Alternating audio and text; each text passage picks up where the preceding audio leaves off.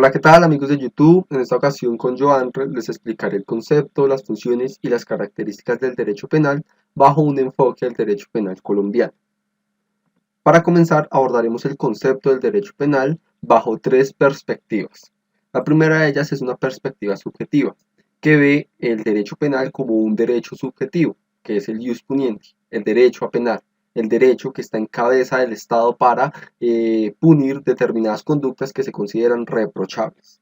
Es decir, que desde una perspectiva subjetiva, el derecho penal es un poder, una capacidad o un derecho subjetivo que está en cabeza del Estado, por supuesto bajo los límites de la Constitución Política del 91 y de la ley. La segunda perspectiva es una perspectiva objetiva que ve al derecho penal como un conjunto de normas que van a entrar a regular tanto los delitos como las penas y los demás enfoques que se establezcan a partir de estos últimos dos, como lo podrían ser las medidas de aseguramiento. Y la tercera perspectiva es una perspectiva dogmática, que es en cuanto a la academia, que ve el derecho penal como ese conjunto sistematizado de conocimientos que van orientados a regular tanto los delitos como las penas, como ese derecho a punir que tiene el Estado. Cuanto a las funciones, diremos que existen varias funciones que se le han asignado al derecho penal, pero se podrían abarcar en dos, o por lo menos el doctor Urbano Martínez establece dos clasificaciones de estas funciones: las funciones legitimadoras y las funciones deslegitimadoras. Cuando hablamos de las funciones legitimadoras, que son las que por lo general más se adecúan a las funciones del derecho penal, es la primera, la prevención de delitos. El Estado busca proteger bienes jurídicos y evitar pues que se den reacciones sociales, y por ende protegiendo estos bienes jurídicos va a encargarse de prevenir que se den las lesiones a estos, es decir, prevenir los delitos.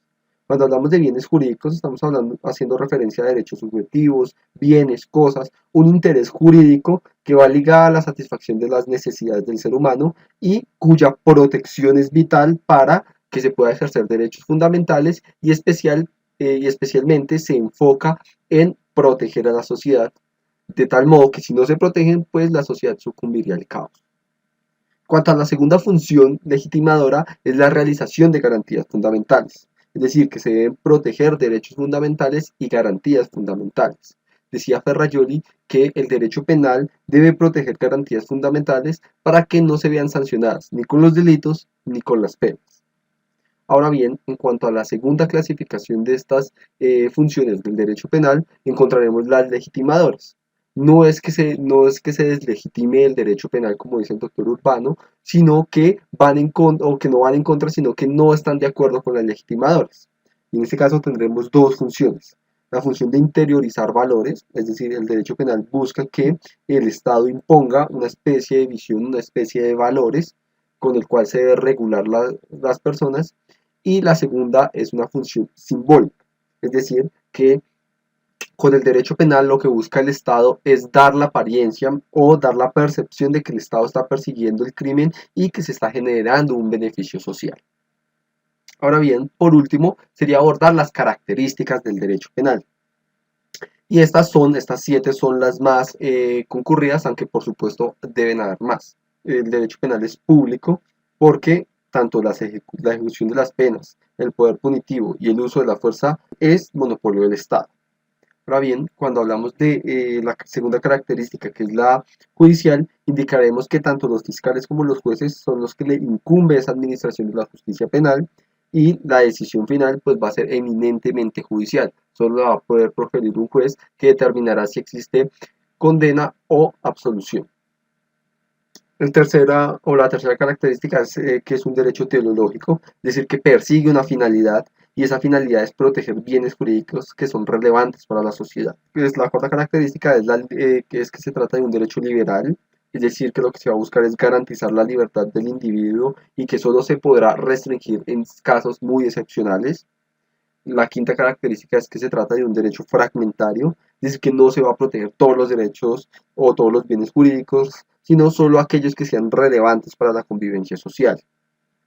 Diremos que también se trata de un derecho garantista, y en este caso diremos que buscará o se buscará el derecho penal solo en la última ratio, es decir, que se acudirá al derecho penal solo cuando sea el último instrumento para proteger ese bien jurídico, es decir, que si bien tenemos bienes jurídicos relevantes que se van a proteger, solo se van a proteger cuando sea el último mecanismo de protección. Y en cuanto a la reacción legítima es que se busca evitar que se den las venganzas personales o los mecanismos parainstitucionales o que no son institucionales.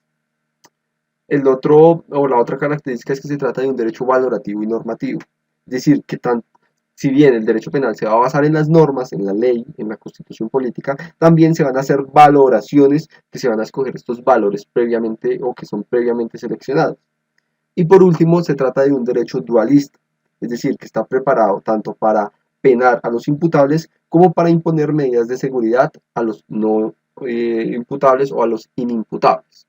Siendo así, esto es todo por hoy. Por favor, denle un me gusta, suscríbanse y comenten qué otros temas de derecho penal les gustaría tratar.